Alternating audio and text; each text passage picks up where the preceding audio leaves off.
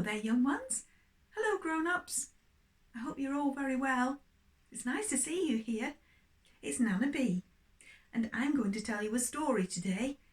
Oh, I've got my Mickey Mouse t-shirt on. I love Mickey Mouse. I think he's going to listen too. But we do have some other friends here. There they are. And they're looking forward to listening to the story with us. The story today is called the Magic Porridge Pot. I hope you like it.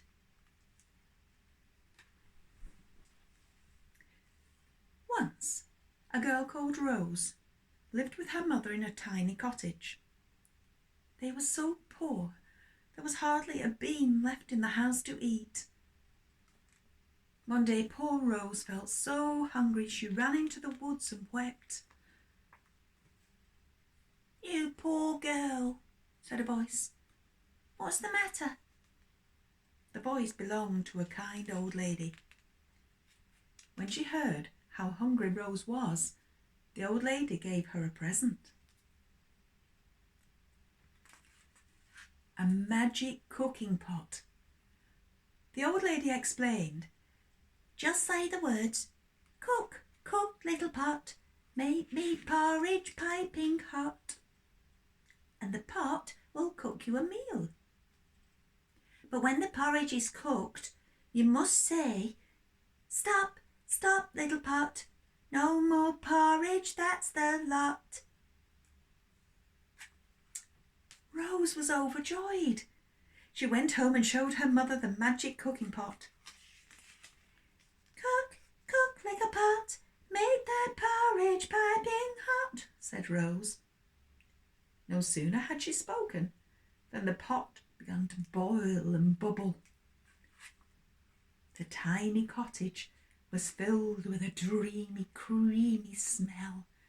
And when the porridge was ready, Rose said, "Stop, stop, little pot, no more porridge, that's the lot." And then Rose and her mother ate and ate until they could eat no more. From that day on, they were never hungry again.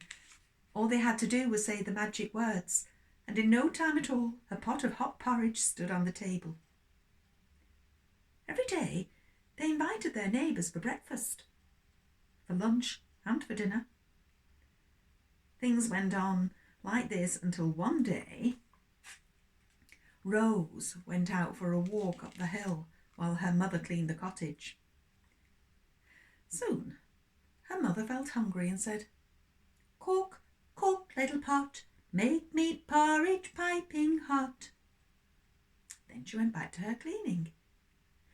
She was so busy that she forgot all about the magic cooking pot. The porridge boiled and bubbled, it rose and rose until at last it overflowed. The porridge spilled down onto the table, and then it spilled down onto the floor, and the porridge oozed around her feet and ran out of the kitchen door. "Stop! Enough!" cried the mother, but try as she might, she couldn't remember the magic words. The pot went on cooking and cooking. Down into the town, the people couldn't believe their eyes.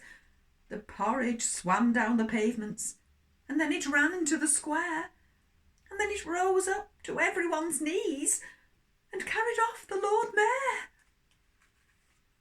At last, Rose came home from her walk. At the gate, she stopped and stared. A sea of porridge was coming towards her. "Help, Rose!" cried her mother. "Please, make it stop." Rose took one look and shouted, "Stop, stop, little pot, no more porridge, that's the lot."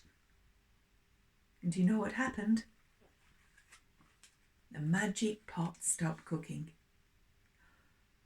"Thank goodness," said her mother, wiping porridge from her eyes. Down in the streets, the people cheered. Rose had saved the town from sinking in porridge. But there was still one small problem. What could they do with all that porridge. They had porridge for plants. They had porridge for porky pigs.